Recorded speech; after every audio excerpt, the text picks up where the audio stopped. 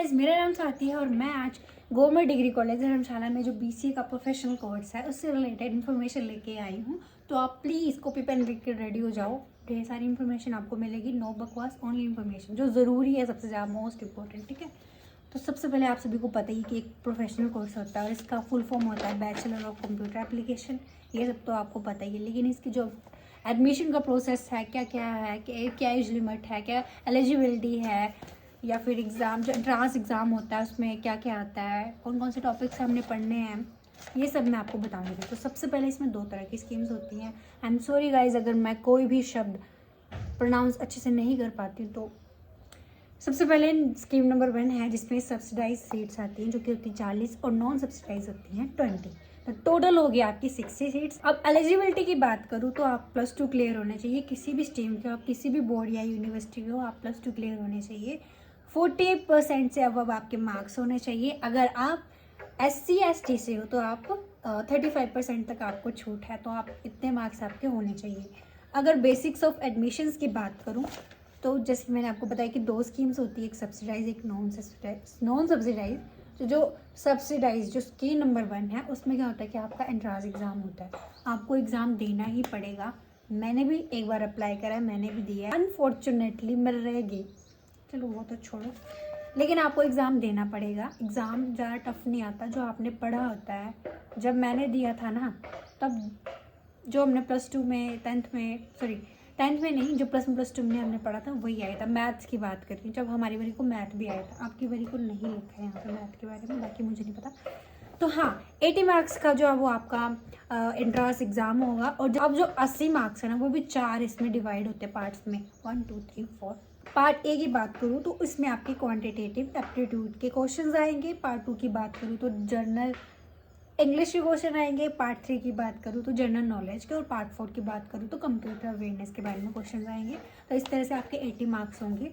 अब अगर मैं बात करूँ, बाकी और भी कुछ है लेकिन मुझे नहीं लग रहा वो इम्पोर्टेंट है। मतलब 6 सेमेस्टर्स का होता है, मुझे नहीं लग रहा है ये भी बताना इंपॉर्टेंट है। ड्रेस कोड के बारे में भी लिखा है लेकिन वो भी मुझे लग नहीं रहा है कि इंपॉर्टेंट है। अब सबसे इम्पोर्टेंट की सबमिशन ऑफ एप्लीकेशन। आपने अगर आप अप्लाई कर रहे हो तो आप कैसे उसको सबमिट करोगे, कहाँ पे जाओगे, कॉलेज में जाओगे, ऑनलाइन होगा, कौन सी वेबसाइट होगी, ये वो प्लान का। ठीक है, तो ये पहले ऑफलाइन होता था, लेकिन अब मैंने प्रोस्पेक्टिव पढ़ा तो उसमें एक वेबसाइट का लिंक दिया हुआ था, तो वो मैं आपको प्रोवाइड करवा दूंगी। वहाँ पे आपने क्लिक करके वेबसाइट पे अपने फॉर्म फिल कर देना है। अब उसमें डॉक्यूमेंट्स भी लगेंगे, तो वो डॉक्यूमेंट्स आपको मैं बताती हूँ। ठीक है, सबसे पहले 10th और +2 के आपके मार्क लिस्ट। आप 10th का आप सर्टिफिकेट नहीं दे रहे हो तो आप DOB का सर्टिफिकेट दे दो, मतलब उनको प्रूफ चाहिए आपका डेट ऑफ बर्थ का। अगर आपके पास SC ST का सर्टिफिकेट आप वो भी लगाओ, डिसेबिलिटी का है वो भी आप लगाओ, स्पोर्ट्स सर्टिफिकेट है वो आप लगाओ, कल्चरल सर्टिफिकेट है वो भी आप लगा सकते हो। HP सर्टिफिकेट, मतलब कि HP बोनाफाइड होने चाहिए आपको। फिर आपके पास पासपोर्ट साइज फोटोज आपके लगेंगी, एक सिग्नेचर लगेगा, अपार ID लगेगी और करेक्टर सर्टिफिकेट भी लगेगा। अब इससे भी ज़्यादा इम्पोर्टेंट है कि एग्ज़ाम कब होगा, BC का एंट्रांस एग्ज़ाम कब होगा। तो वो जो आपका एग्ज़ाम होगा वो तो भी मैं बताती हूँ, लेकिन उससे पहले आपको ये पता होना चाहिए कि लास्ट डेट और स्टार्टिंग डेट क्या है। तो मुझे लग रहा है कि अब इनका रिज़ल्ट आ चुका है, क्या कहते हैं, CBSE वालों का रिज़ल्ट आ चुका है, तो शायद स्टार्ट हो चुके हैं। और अब इसकी लास्ट डेट की बात करूँ तो वो 8 जून तक है, 8 जून 2026 तक इसकी लास्ट डेट है। और एग्ज़ाम आपका होगा 11 जून को, वो भी दूसरे टाइम पे 2 बजे से लेकर 3:30 बजे तक। ठीक है, अब एग्ज़ाम हो गया, अब इसका रिज़ल्ट भी तो आएगा ना। अब जब रिज़ल्ट जो आएगा वो 13 जून को आएगा, और इसकी रिज़ल्ट आ गया, अब काउंसलिंग भी होगी, ग्रुप इंटरव्यू भी होगा, ग्रुप डिस्कशन भी होगी। तो वो आपकी होगी, उसमें भी 3 ये होंगे ग्रुप्स। ठीक है, क्योंकि स्ट्रेंथ ज़्यादा होती है। अब ज़्यादा बच्चों ने क्लियर करा होगा तो उस हिसाब से वो 3 ग्रुप्स में बच्चों को डिवाइड करेंगे। एंड देन फर्स्ट ग्रुप का होगा आपका 15 को, सेकंड ग्रुप का होगा 16 को, और थर्ड ग्रुप की काउंसलिंग होगी 18 को। ये सब आपकी हो गया। अब उसके बाद आती है आपकी मेरिट लिस्ट 19 को आएगी।